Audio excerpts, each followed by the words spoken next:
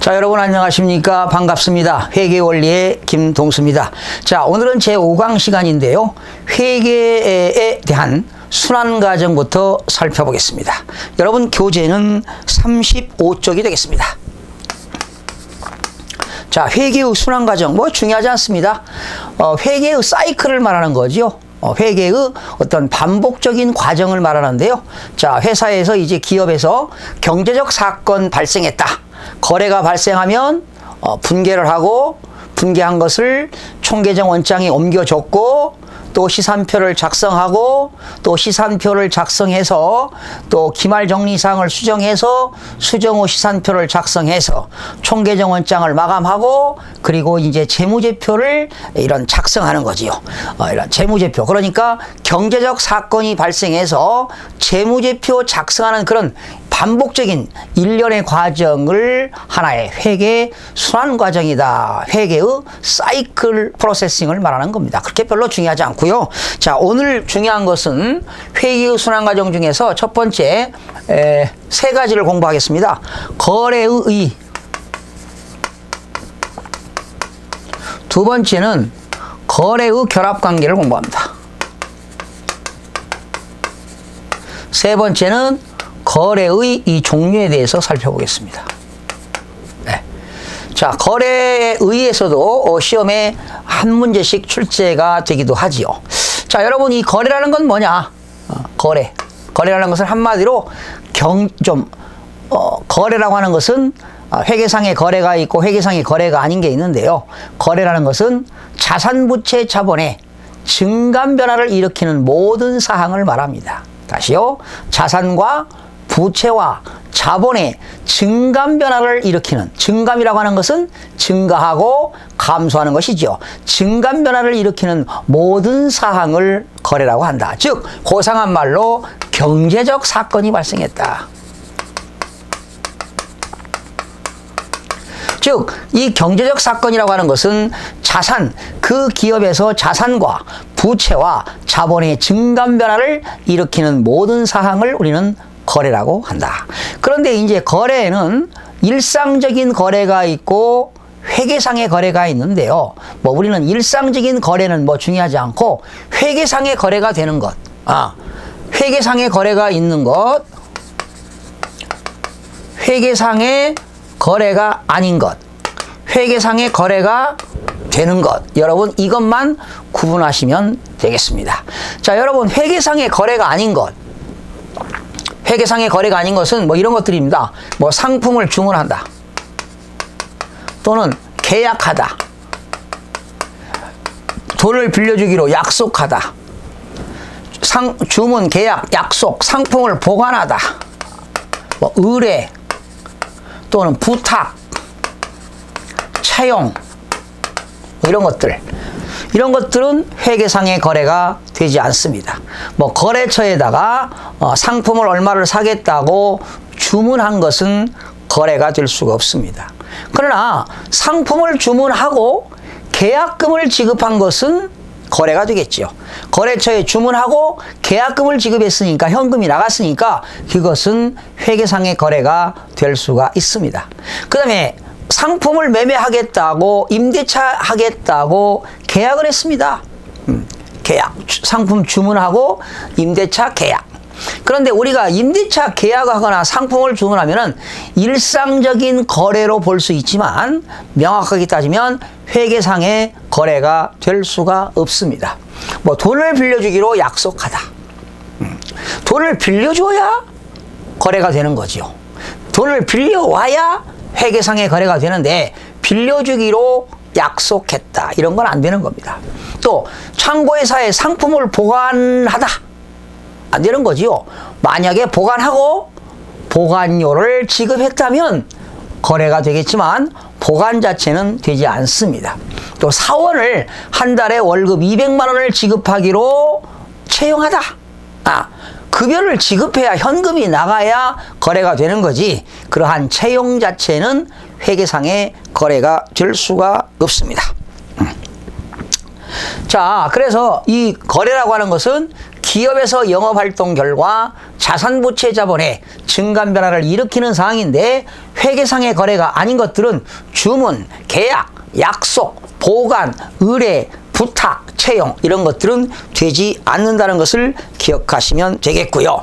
그러면 회계상의 거래가 되는 것, 지난 이게 16회 때 나왔거든요. 16회 때, 17회 때 이렇게 출제가 됐는데, 그러면 회계상의 거래가 되는 건 뭐냐? 이런 것이죠. 현금을 분실했다. 여러분 페이지 36쪽 보시게 되면 거기 보실까요? 여러분 박스에 나왔죠. 회계상의 거래가 있고 회계상의 거래가 아닌 것들 나와 있는데 거기 회계상의 거래가 아닌 것 보세요. 상품 원재료를 줄쳐요. 주문하다. 상품 제품 매매 계약을 체결하다. 계약 줄긋고요. 또 임원 종업원들을 줄쳐요. 채용하다. 주식을 액면 금액을 분할하다. 또 건물 등을 줄쳐요. 담보 제공하다. 담보 제공 빠졌네요. 담보 제공.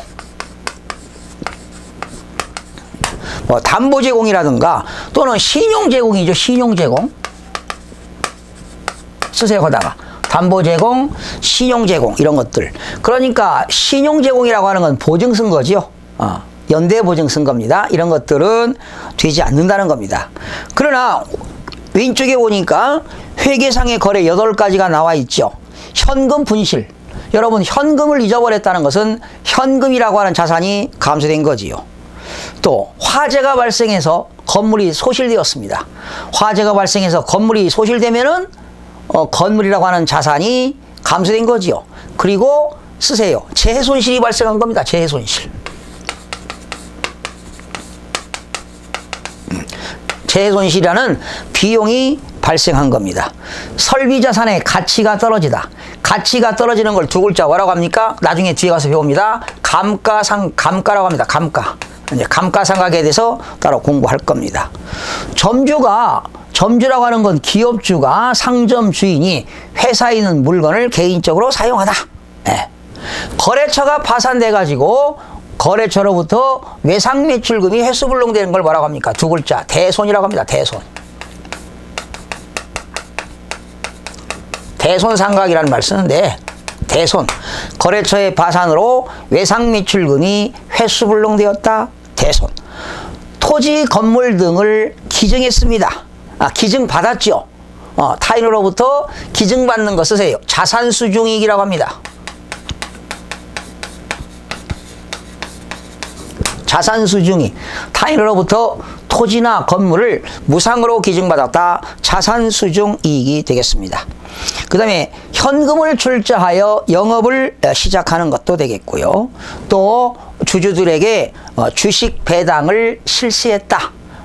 배당을 주식으로 줬어요. 주식 배당을 실시했다. 이런 것들은 다 회계상의 거래가 되겠습니다.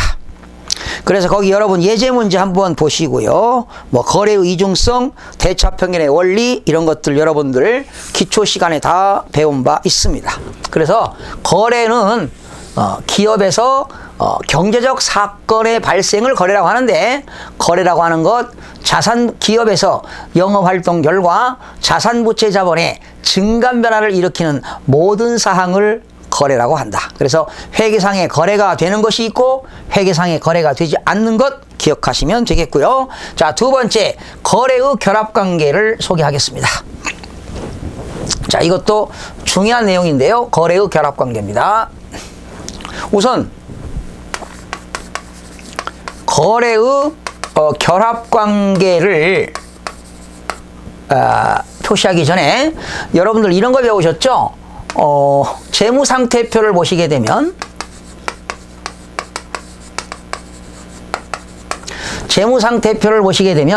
차변에 뭐가 들어가죠? 자산이 들어갑니다.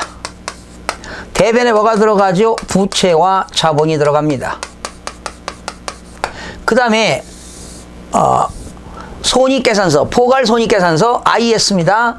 IS, 포괄손익계산서 차변에는 비용이 들어갑니다. 대변에는 수익이 들어갑니다. 포지션을 잘 보시기 바랍니다. 차변에는 뭐가 들어갔나요? 자산과 비용이 들어갔네요. 대변에는 부채와 자본과 수익이 들어갔습니다. 이런 들어가는 포지션인데 거래의 결합관계, 이 거래의 결합관계 왼쪽을 우리는 차변이라고 합니다. 오른쪽을 대변이라고 합니다. 그래서 여러분 자산은 포지션이 무슨 변입니까? 차변이죠. 차변 쪽, 자기 자리에 있는 것은 항상 증가합니다. 그래서 자산이 차변에 있으니까 차변에는 자산의 증가가 들어갑니다.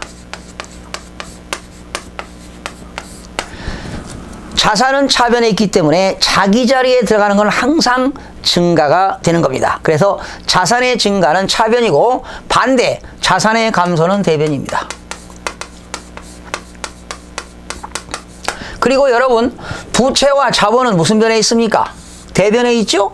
부채와 자본은 자기 자리가 대변이기 때문에 부채의 증가는 대변이 되겠습니다. 부채의 증가는 대변이 되겠고 반대로 부채의 감소는 차변입니다. 또한 자본은 자기 자리가 대변이기 때문에 대변에는 자본의 증가가 옵니다. 대변에는 자본의 증가. 결과적으로 부채와 자본은 자기 자리가 대변이기 때문에 대변의 증가가 왔고 반대로 자본의 감소는 차변이 되겠습니다.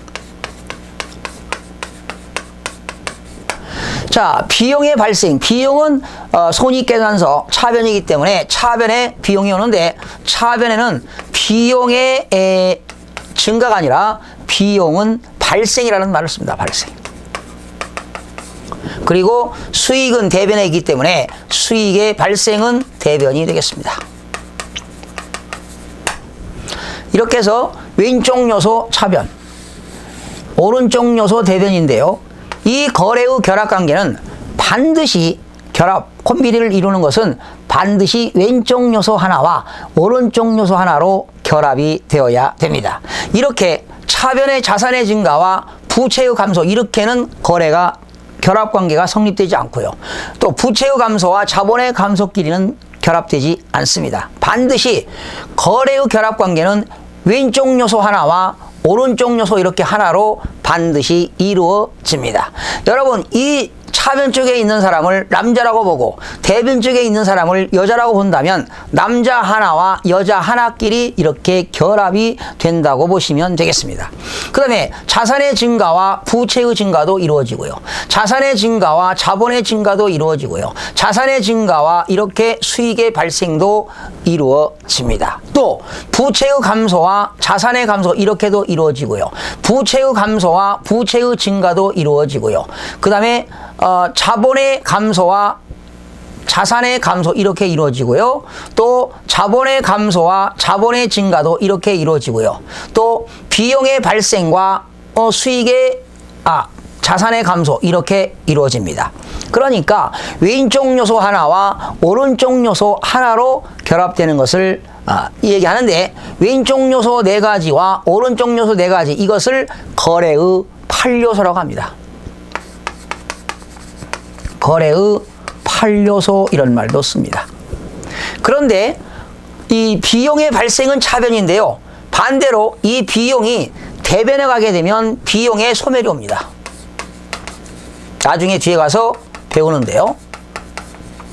비용의 발생은 차변인데 비용이 대변에 가게 되면 소멸이 오고요. 수익의 발생은 대변인데 수익이 차변에 오게 되면 수익의 소멸도 나타납니다.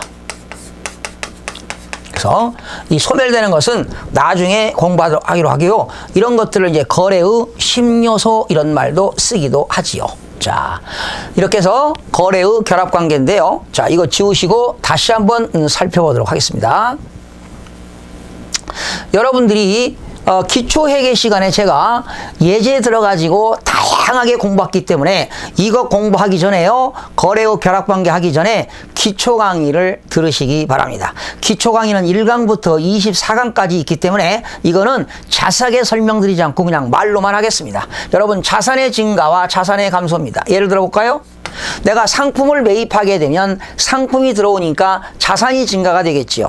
그리고 현금을 지급했습니다. 상품을 매입하고 현금을 지급했어요. 현금이라고 하는 자산이 감소되니까 자산의 증가와 자산의 감소가 되겠고요. 자산의 증가와 부채의 증가입니다. 여러분 상품을 매입했으니까 자산의 증가인데 그 상품을 매입하고 대금은 외상으로 했습니다. 외상 매입금 또는 매입 채무가 되겠죠. 매입 채무라고 하는 부채가 증가가 되겠습니다. 또 자산의 증가와 자본의 증가입니다. 두 가지 설명합니다. 점주가 기업주가 현금을 출자하여 영업을 개시하다. 현금을 가지고 영업을 개시했으니까 현금을 가지고 있기 때문에 자산이 증가가 되겠고 자본의 증가가 되겠습니다. 또 이런 것도 있겠죠. 주식회사를 공부하는 거니까 주식회사가 주식을 발행하고 납입금을 현금으로 받다. 현금이 들어왔으니까 자산의 증가가 되겠고 주식을 발행하게 되면 그 회사의 자본이 증가가 되겠습니다. 또 자산의 증가와 수익의 발생입니다. 여러분 이자를 받았다. 돈을 빌려주고 이자를 받았다. 현금이 들어오니까 자산의 증가가 되겠고 이자를 받으면 이자 수익이 되겠죠. 집세를 현금으로 받다. 현금이 들어왔으니까 자산의 증가가 되겠고 집세를 받으면 임대료라고 하는 수익이 발생하겠습니다. 배당금을 현금으로 받다. 현금이 들어오니까 자산의 증가가 되겠고 배당금 받으면 배당금 수익이라고 하는 수익이 발생이 되는 겁니다. 자, 그러면 이렇게 한번 해보시겠습니다. 자산의 감소와 부채의 감소와 자산의 감소입니다. 현금이 나갔으면 자산이 감소지요. 왜 나가느냐? 빌려온 차입금을 현금으로 지급하다. 외상 매입금을 현금으로 지급하다. 그러면 현금 나갔고 외상 매입금이라는 부채가 감소가 되겠죠. 또 이런 경우도 있겠죠. 부채의 감소와 부채의 증가입니다. 하하, 한쪽은 부채가 감소된 건 좋은 거지요. 매입 채무를 갚았어요. 그런데 돈이 없어서 차입해서 갚았어요. 네. 그러면 매입 채무라고 하는 어떻게 될까요? 매입 채무라고 하는 부채가 감소되겠죠.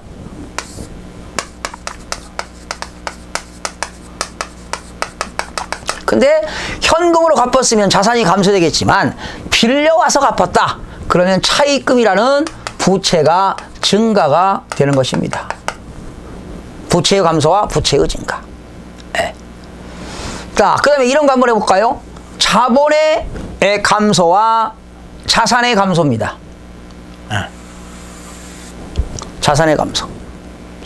뭐 예를 들어서 이런 거 있겠죠. 기업주, 점주가 회사에 있는 판매 목적으로 가지고 있는 물건을 개인적으로 소비했어요. 그러면 물건이 나가겠죠? 자산이 감소가 되겠고 자본이 감소가 되겠습니다. 반드시 왼쪽 요소 하나와 오른쪽 요소 하나로 결합되는 것이 거래의 결합관계가 되겠습니다. 그러면 여러분 이런 경우는 어떻게 될까요? 자본의 감소와 자본의 증가. 이런 거 한번 해볼까요? 이거 한번 해보겠습니다. 이거 자본의 감소 이런 것도 시험에 나왔는데요. 만약에 회사에서 주주들에게 현금 배당하게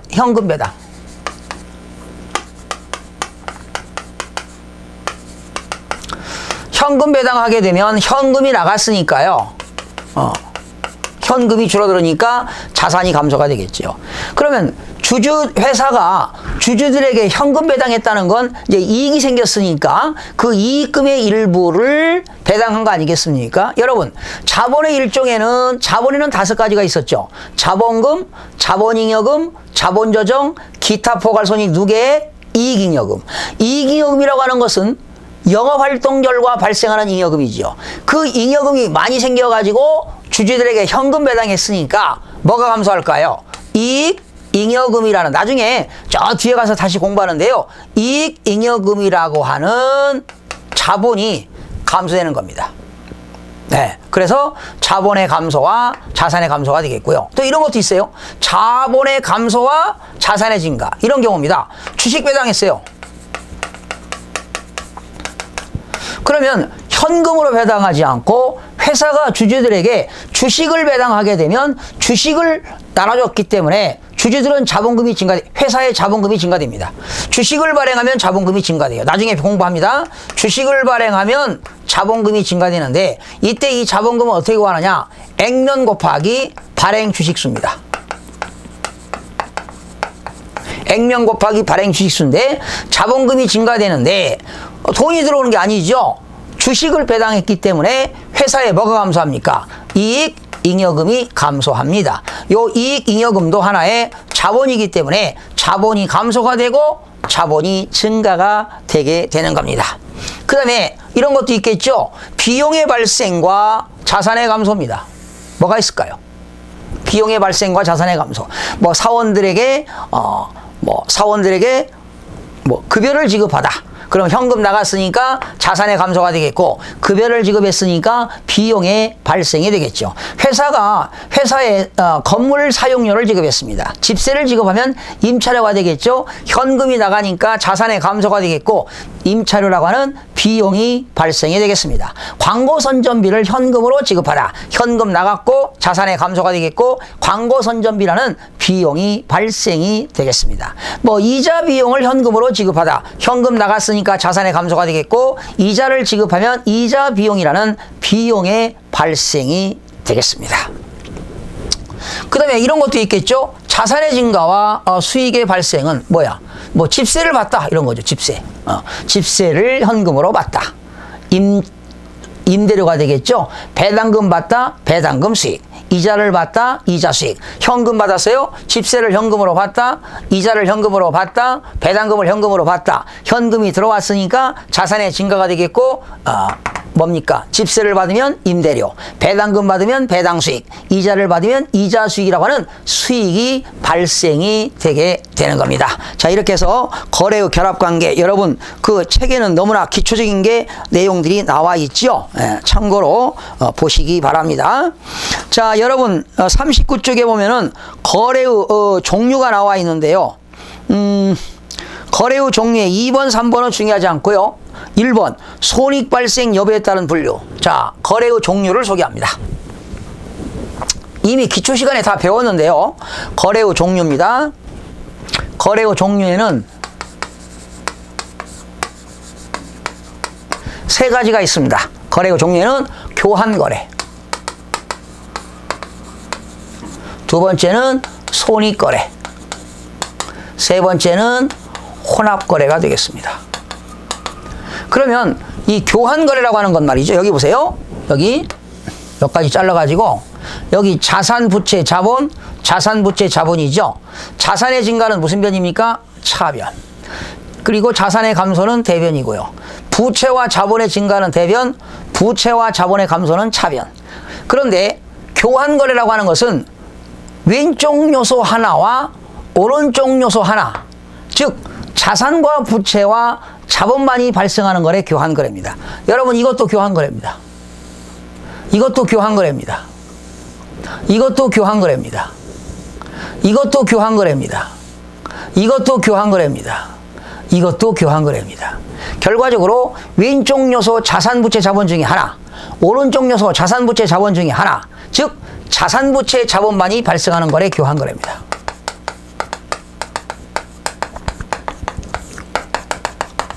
자산, 부채, 자본만이 발생하는 거래 교환거래가 되겠고요. 그 다음에 손익거래라고 하는 것은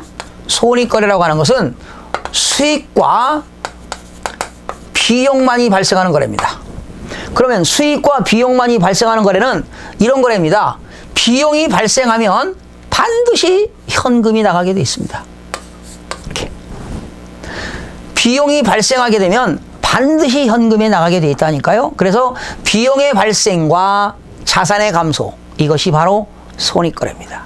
그리고 현금이 들어오게 되면 반드시 수익이 발생하게 되면 현금이 들어오게 됐습니다. 이러한 걸 때도 손익거래가 되겠습니다. 결과적으로 자산의 증가와 수익의 발생, 비용의 발생과 자산의 감소, 이러한 것들이 손익거래가 되겠습니다.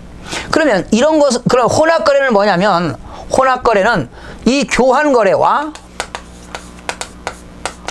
손익거래가 함께 동시에 발생하는 거래입니다. 함께 발생하는 거래.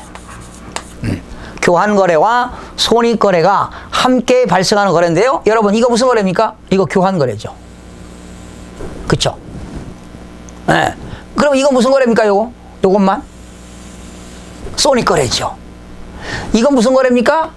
이것만 교환거래. 이건 무슨 거래입니까? 손익거래. 그럼 합쳐지면 무슨 거래가 될까요? 이렇게 이것이 바로 혼합거래가 되겠습니다. 그럼 예를 들어 볼게요. 자산이 증가되었죠? 자산이 감소되었죠? 다시요. 이렇게 한번 해볼까요, 여러분? 이거 부채의 감소와 자산의 감소. 뭘까요? 차입금을 현금으로 지급하다. 역시 교환거래지요. 이자를 현금으로 지급하다. 손익거래죠. 근데 이렇게 되면 혼합거래가 되겠습니다. 예를 들면 차입금 10만 원과 그에 대한 이자 5천 원을 현금으로 지급하다. 그러면 현금이 10만 5천 원 나갔으니까 자산의 감소. 차입금이라는 부채가 감소됐으니까 부채의 감소. 그리고 5천 원 이자 지급했으니까 이자 비용 5천 원. 비용의 발생. 뭐 그렇게 예전에 옛날에 그 주택관리사 3회 때, 4회 때는 출제된 바 있는데요. 요즘은 이런 거 출제되지 않습니다. 자, 그러면 이거 한번 해볼까요, 여러분? 자, 이건 무슨 거래일까요? 교환거래. 이건 무슨 거래일까요? 손익거래. 그 합쳐지면 무슨 거래가 될까요? 혼합거래가 되겠죠. 예를 들면 빌려준 돈을 대여금이라고 하거든요. 빌려준 돈 대여금 10만 원과 그에 대한 이자 5천 원을 현금으로 받다. 그럼 현금이 들어왔으니까 10만 5천 원. 대여금이라고 하는 자산이 회수됐으니까 자산의 감소로서 10만 원. 그리고 5천 원 이자 받았으니까 수익의 발생 5천 원. 이렇게 해서 이런 것들이 혼합거래가 되겠습니다. 다시 한번 자산 부채의 자본만이 발생하는 거래, 교환거래. 수익과 비용, 비용의 발생과 자산의 감소, 손익거래. 자산의 증가와 수익의 발생. 그러니까 비용과 자산의 감소, 수익의 발생과 자산의 증가 이런 것들은 손익거래가 되겠고요. 교환거래와 손익거래가 동시에 발생하는 거래가 혼합거래가 되겠습니다. 여러분 출제 문제를 한번 풀어보실 텐데요. 저 뒤에 한번 볼까요, 여러분? 페이지 59쪽 한번 보세요. 저 뒤에. 페이지 59쪽. 59쪽에 문제 12번 지난 16회 때 출제된 바 있습니다. 회계거래에 해당하지 않는 것, 공동주택의 관리 용역에 따라서 계약하고 계약금을 수령하였다. 계약은 회계상의 거래가 아닌데 계약금을 받았다. 계약금 받으면 뭐라고 하죠? 선수금, 회계상의 거래가 되겠습니다. 본사 창고에 보관 중인 100원의 제품이 도난당했다. 하하, 창고에서에 보관하는 것은 회계상의 거래가 안 되지만 보관했는데 그 제품이 도난당했으니까 제품이라고 하는 자산이 감소되기 때문에 회계상의 거래가 되겠습니다. 지하주차장 도장 공장을 하기 위해서 100원을 지급하기로 1개월 후에, 그렇죠, 공사를 하고 그 대금을 1개월 후에 지급하기로 했으니까 역시 부채가 증가되기 때문에 회계상의 거래가 되겠습니다. 4번 100원 상당의 상품을 구입하기 위해 주문서 발송, 줄쳐요. 주문서 발송, 주문한 거죠. 상품을 주문, 계약, 약속, 보관, 의뢰, 채용 이런 거는 되지 않습니다. 그래서 4번이 회계상의 거래가 안 되고요. 5번 사무실 임차 계약을 체결하고 임차료 1년분을 지급했습니다. 집세를 지급했죠. 회계상의 거래가 되고요. 그래서 회계상의 거래가 안 되는 것은 정답은 4번이 되겠습니다. 자, 오늘 이 시간에 거래의 의의를 설명했고요. 거래의 결합관계와 거래의 종류에 대해서 살펴봤습니다. 여러분, 자산의 증가는 항상 무슨 변이요? 차변. 자산의 감소는 대변. 그리고 부채와 자본의 증가는 항상 대변. 그렇죠? 그리고 부채와 자본의 감소는 항상 차변. 그리고 항상 비용의 발생은 차변, 수익의 발생은 대변. 이렇게 기억하시기 바랍니다. 그리고 자산 부채 자본이 발생하는 거래 교환거래, 수익과 비용만이 발생하는 거래 손익거래, 교환거래와 손익거래가 동시에 발생하는 거래 혼합거래가 되겠습니다. 자, 오늘은 거래의 의의와 거래의 결합관계, 거래의 종류에 대해서 학습했습니다. 여러분, 다음 시간에는 계정에 대해서 살펴보도록 하겠습니다. 여러분, 대단히 수고하셨습니다.